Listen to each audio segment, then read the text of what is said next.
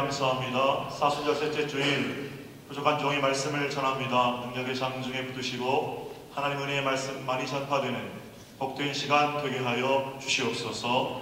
믿사옵고 주님의 이름으로 기도 올렸나이다. 아멘. 할렐루야. 사순절 셋째 주일입니다. 오늘 말씀을 듣고 더 자세히 말씀을 나누기 원하시는 분들은 우리 교회 속회에 참석해 주십시오. 속회를 통해 말씀이 나누어질 때 말씀이 삶이 될 것입니다.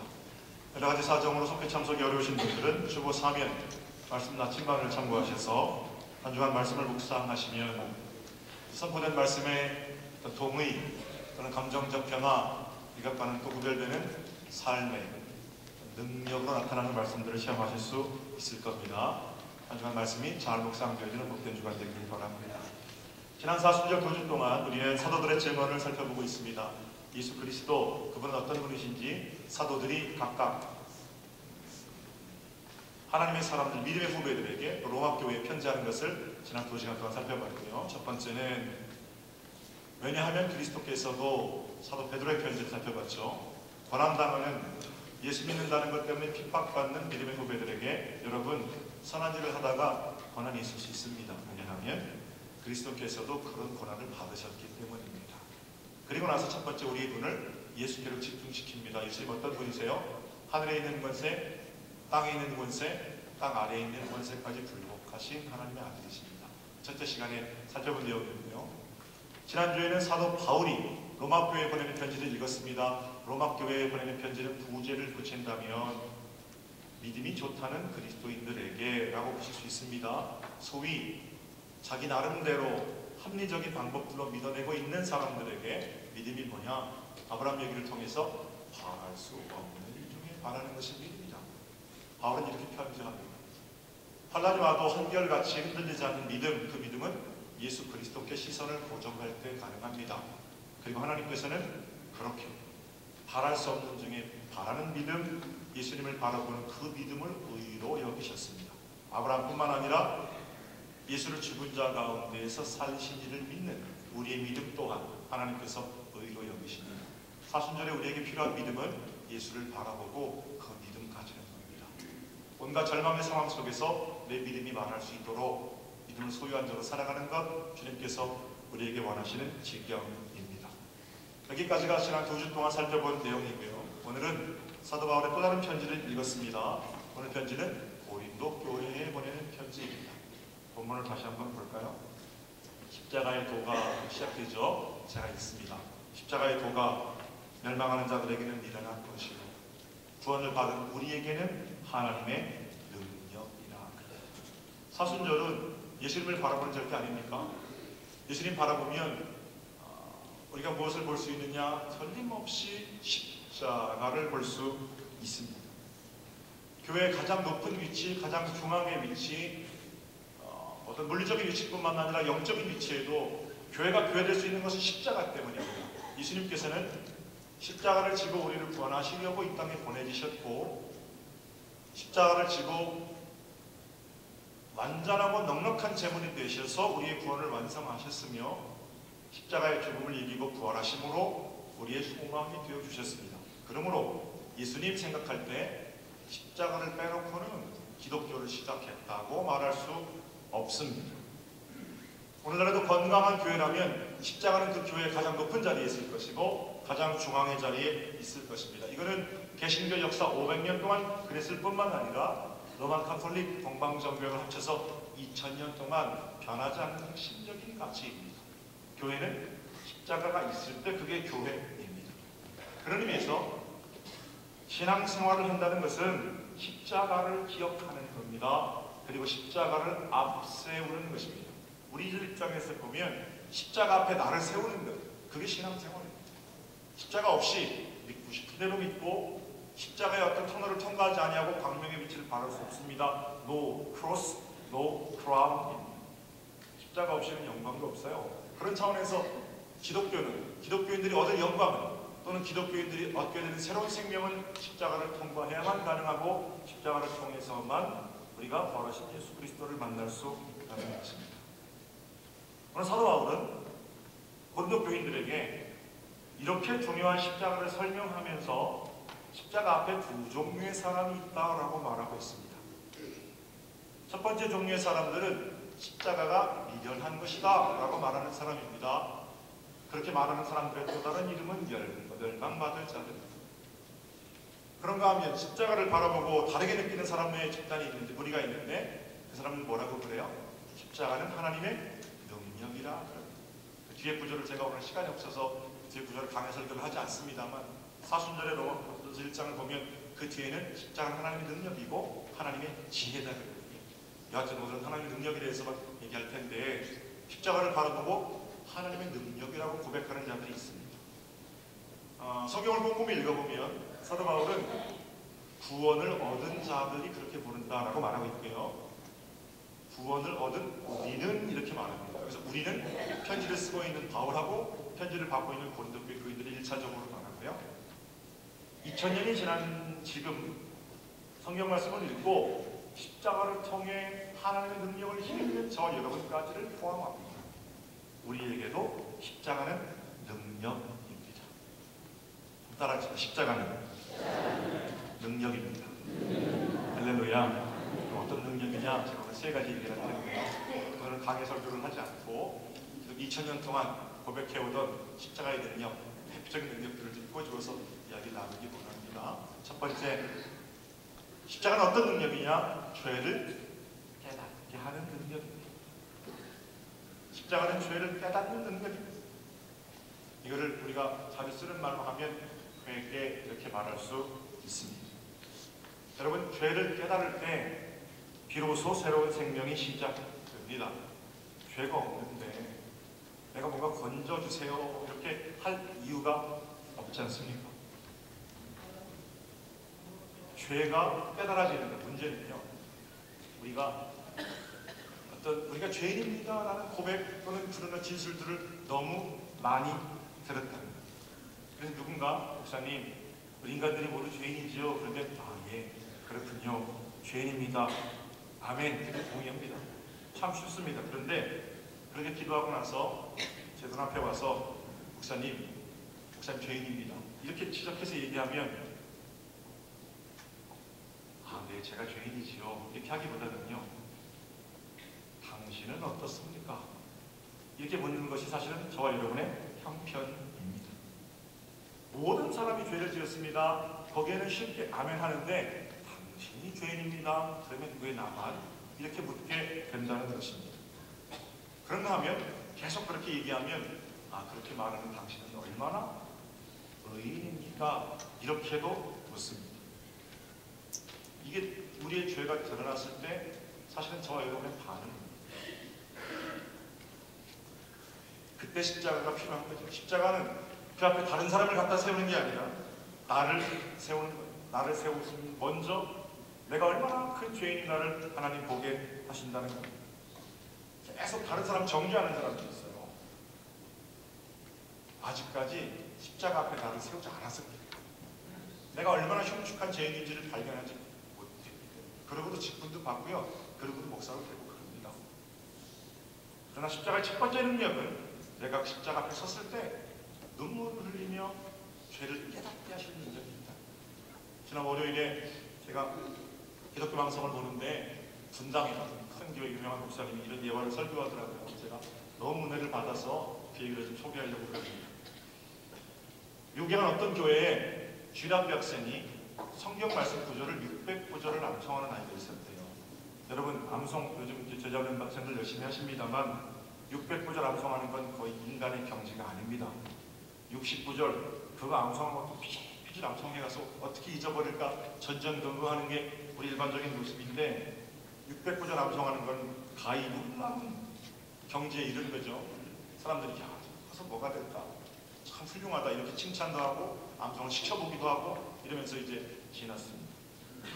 그런데 전도사님이 보니까 그 교회 주일학교 예배에서 자꾸 헌금이 없어지는 거예요. 1불짜리를 넣는 척하면서 10불짜리를 꺼내는 그 신공, 엄청난 방법들을 누가 개발했는지 습득했는지 헌금이 자꾸 없어져요. 그래서 이렇게 자세히 눈을 뜨고 잡아보니까 범인을 잡았는데 범인이 바로 성경 구절 600구절 암송하는 그놈이에요. 전도사님께서 앞에 세워놓고 얘기하는 겁니다. 너 성경 구절을 그렇게 많이 암송하는데 도둑질하는 건 도대체 너 어디서 배우는 거야? 혼을 내는 거예요. 그러다 뭐라고 그러냐면 내가 이제 고개를 팍 숙이고 고개도 못 드는 거죠. 너 출애굽기 20장 16절에 하나님 뭐라 그러시든 너 암송하잖아. 도둑질하지 말라. 그런데도 도둑질을 해? 이렇게 말했어요. 얘가 그 얘기 듣고 있다가 고개를 드는 겁니다. 자기가 아는 게 나오거든요. 뭐라고 하냐면 전사님 도둑질하지 말라는 거는요 출애굽기 20장 16절이 아니라 15절이거든요. 화가 더 나는 거죠. 지금 내가 그 말 하는 거야. 시작해가지고 이제 아이를 혼내기 시작합니다. 근데 얘가 뭘 잘못했는지 모르는 것 같아요. 계속 그 입에서 잘못했습니다. 이런 얘기 나오더라고. 잘못한 거 알아 몰라. 한 마디도 안 해요. 잘못한 거 알아 몰라. 도둑질하는 게 맞는 거야? 다그치니까 얘가 잘못했습니다. 그래요. 뭐 잘못했는데? 뭐 잘못했는데? 또 대답을 안 해요. 한참 있다가 뭘 잘못했는지 좀 얘기하라. 고개를 들고 뭐라고 그러냐면 전도사님 저 들킨 게 잘못한 겁니다. 제가 그 설교를 듣는데요 마음이 철렁하더라고요. 여러분과 제 모습이 하나님 앞에 어떻습니까? 물론 여러분과 저는 함부로 도둑질 안 합니다. 적당히 거룩한 생활도 하고요. 힘 있을 때 봉사도 하고 재물 있으면 가난한 사람 나눠주고 보람도 좀 느끼고 어떤 데는 말씀도 얼마나 잘 암송하는지 모릅니다. 힘 있으면 기도하려고 하고 너무 힘들지 않으면 새벽 기도도 곧잘 일어나서 나옵니다. 그러나 여러분 우리가 하나님 앞에 어렵습니까? 그래서 우리는 그렇게 하니까 잠은 없습니까? 가슴이 참 내려앉아요. 교회가 신뢰를 잃어버린 시대에 저와 여러분이 삽니다. 사람들이 교회를 떠납니다. 그래서 떠나면 괜찮은데 떠나고 나서 조롱합니다. 손가락질합니다. 왜 그런 겁니까? 목사가 설교를 못해서 교회를 떠납니까? 교리가 다르고 목사 설교가 내 세계관과 가치관과 맞지 않아서 그래서 교회를 떠나는 겁니까? 아니에요. 선포된 말씀대로 사는 목사가 없어서 교회를 떠나는 거 아닙니까? 속정님이 속회 공간을 떠듬떠듬 읽어서 사람들이 속회를 떠납니까? 그거 아니에요. 그 속장님을 통해서 진실한 예수 그리스도의 모습을 발견했다면 그분이 왜 속회를 떠나겠어요? 사람들이 교회를 왜 떠납니까? 장로님들이 너무 말씀대로 사셔서 그래서 사람들이 교회를 떠납니까? 그 반대죠. 반대. 권사님들 보니까 너무 천사 같아요. 남의 말을 할 줄 모르고 무조건 사랑합니다. 덮어주고 눈물로 기도하고 그래서 사람들이 교회에 너무 질려서 하얀 것 때문에 그래서 떠나는 겁니까? 그 반대예요. 예배당 나와서 손 올리고 기도하는 것 빼놓고는 그래서 항상 욕심부리는 건 나랑 다른 게 하나도 없거든요. 교회에서 뭘 보겠어요? 그러니까 교회를 떠나고 집단적으로 모여서 자기 이기심만 십자가에 걸쳐놓는 그런 집단으로 비춰지는 거 아닙니까? 만약에 우리가 선을 행하다가 그런 조롱을 받으면 또 기뻐해야죠.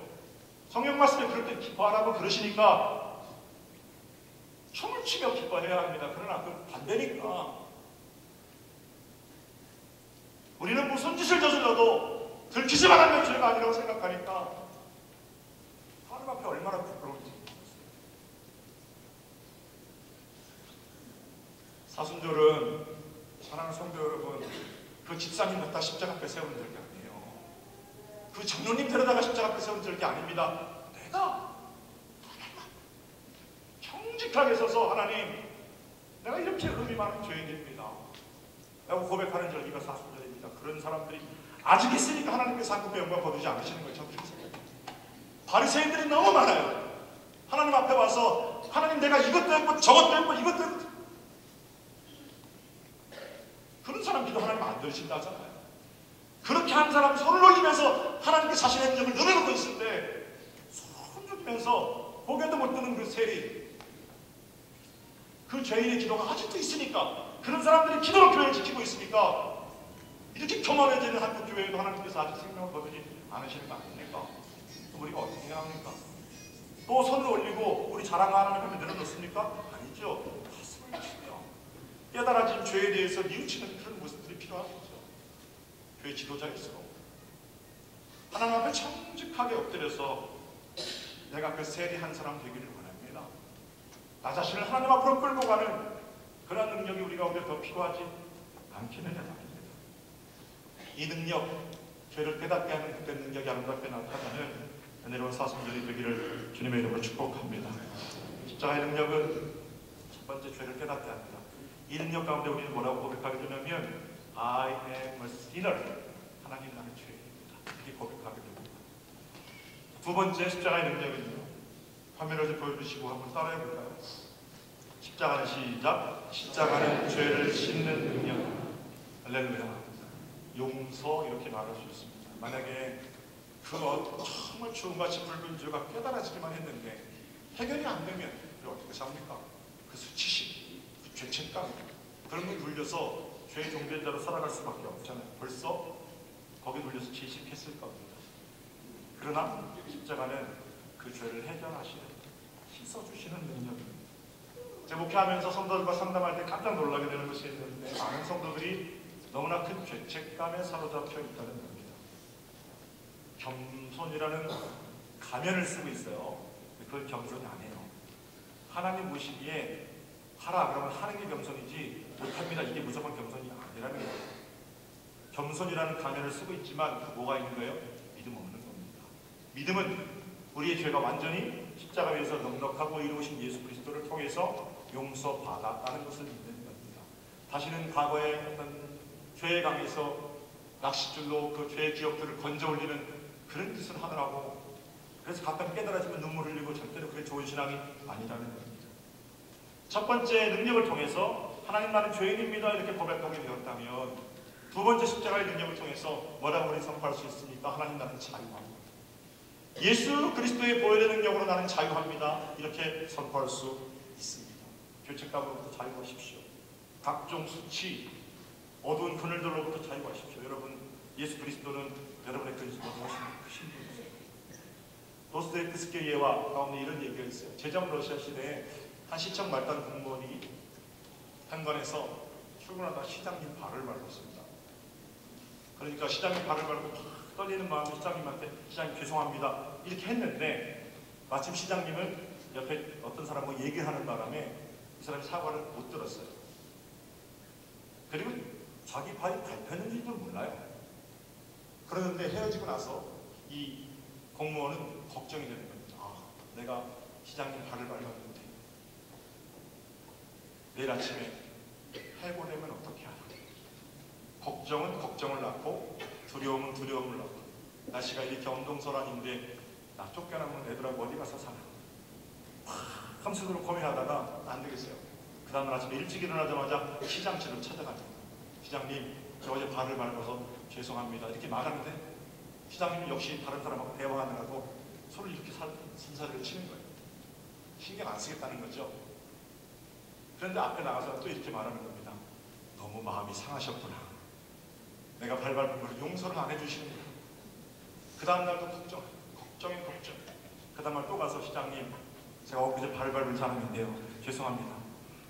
시장님은 바빠서 신경을 안 쓰는데 계속 자기 사과를 안 받아준다고 생각하는 겁니다. 며칠째 그러니까 시장님 화가 났죠. 자네 도대체 뭐 하는 사람인가? 정신 나간 사람 아닌가? 이러면서 혼을 냈습니다. 이 공무원이 뭐라고 생각했어요? 드디어 올 것이 나구나. 그리고 집에 가서 잠들었는데 그 다음날 못 깨어났다고 그래요. 염려 때문에 세상 떠났다는 거죠. 도스토옙스키의 단편입니다. 여러분, 예수님은요 우리가 저지른 과거의 죄를 기억도 안 하시는 줄로 믿습니다. 십자가는 죄를 용서하시는 분입니다. 그냥 잊어버린 척 해주시는 게 아닙니다. 사람과 사람 사이의 용서는 늘 완전하지 않지요. 한 번 내게 실수한 그 사람 다음번에 만나도 경계하는 것이 어쩌면 당연한 저와 여러분의 마음입니다.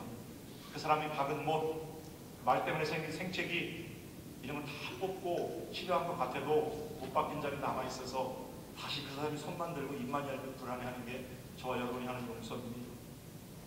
아무리 깨끗하게 빠른 수건도 한 번 너무 지저분한 거 닦고 나면 그 다음부터는 걸레로 쓰는 것이 사람들이 사용하는 그 용서의 방법들입니다. 그러나 우리 주님은 안 그러시죠. 우리 주님의 용서는 못된 자국의 용서입니다. 우리 주님은 걸레로 사용되었던 그 우리 어떤 삶들을 완벽하게 세탁하셔서 양털보다 더 희게 우리를 처음 만드신, 오늘 사랑 고백하고 오늘 사랑을 시작한 그 사람처럼 오늘도 나를 만나 주신다는 과거의 죄를 기억도 안 하십니다. 이 용서의 능력 가운데 자유함으로 승리를 살아가는 거기는 여러분 되시기를 주님의 이름으로 축복합니다. 마지막으로 제일 중요한 능력이 남았어요. 첫 번째는 죄가 이렇게 드러나요. 두 번째는 그 죄를 씻어주시는 능력을 발견했잖아요. 세 번째 능력은 그 변화된 신분 속에서 죄를 이기는, 이걸 거룩함 이렇게 말합니다. 교회는 그 변화된 신분에서 어떤 거룩한 자존감을 가지고 나는 그리스도인, 나는 하나님의 자녀다, 나는 그 거룩한 자존감으로 거룩을 이루며 살아가는 사람들이 모인 것이 교회입니다. 십자가의 능력은 그저 과거에 우리를 구원하시고 한번 우리를 하나님의 백성 삼으신 그 능력에서 그치는 게 아니라 그렇게 거룩한 신분된 자들이 살아가야 할 거룩한 수준의 삶까지도 포함된다는 겁니다. 영적 자존감을 가지고 살아가는 겁니다. 내가 이제 더 이상 그 시시한 곳에 묶여있을 자가 아니라는 것을 깨닫는 겁니다.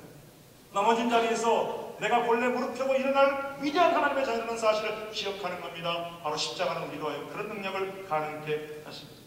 왜냐하면 돌아가시면서까지 나를 믿어주신 분이 계시기 때문에 그래요.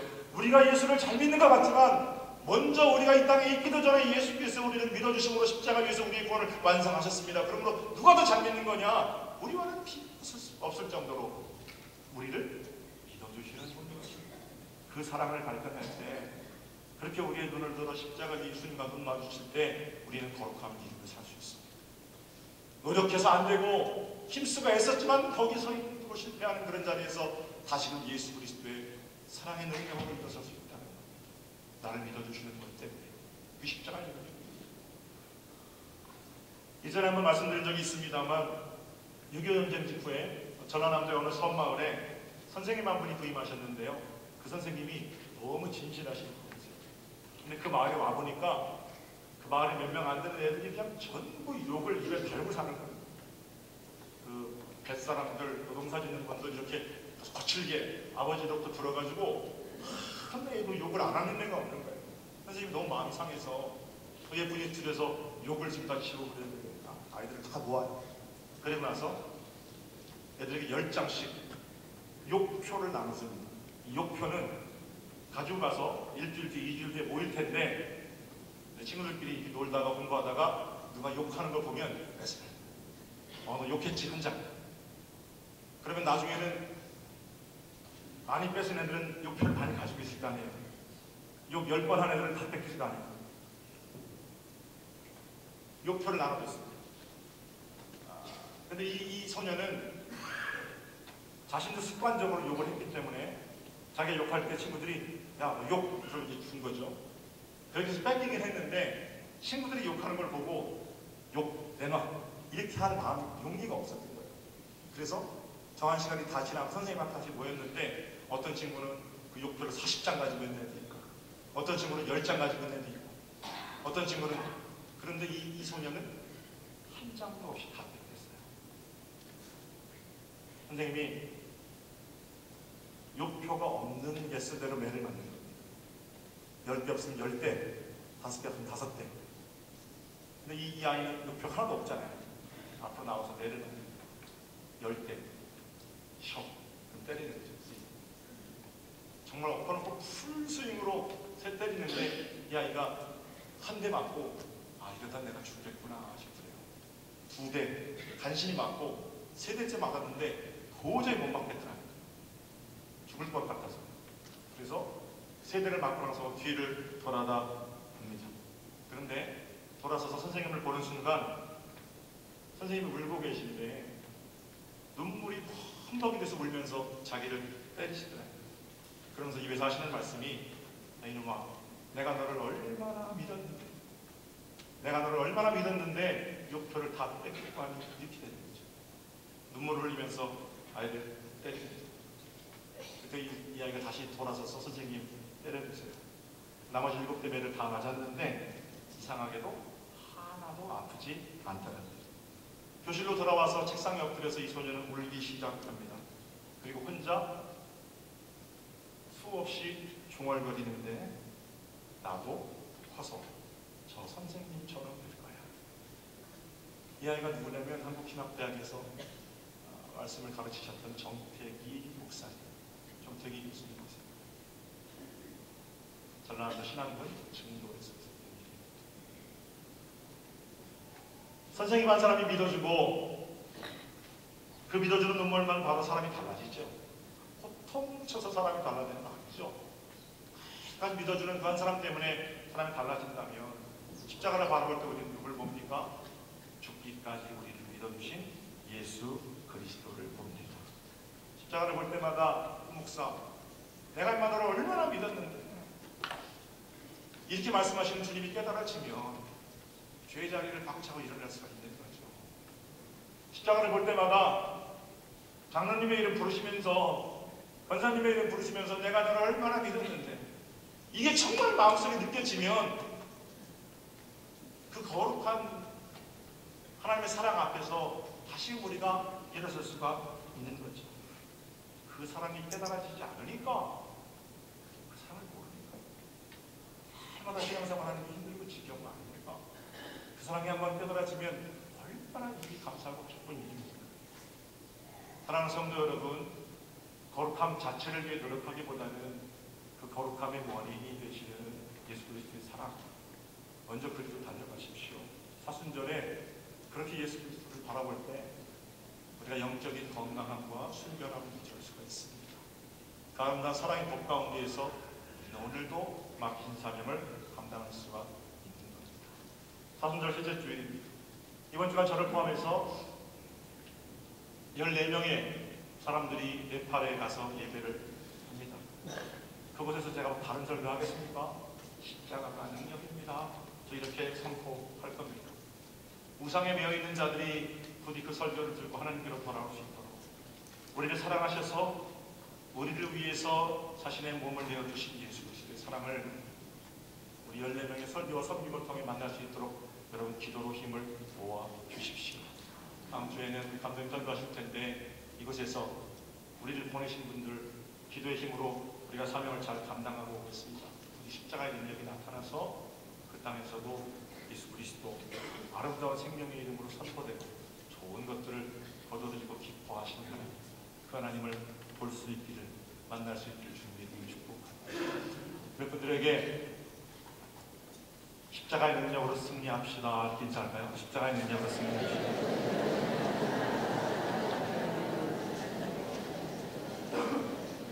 하나님, 죄를 깨닫게 하시고 깨닫게 하신 죄를 씻어주시고 그 씻어주심의 감격 가운데 거룩하게 살게 하시는 주님을 우리가 바라봅니다.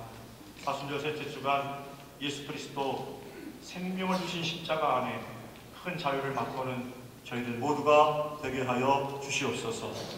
존귀하신 주님의 이름으로 기도 올렸나이다.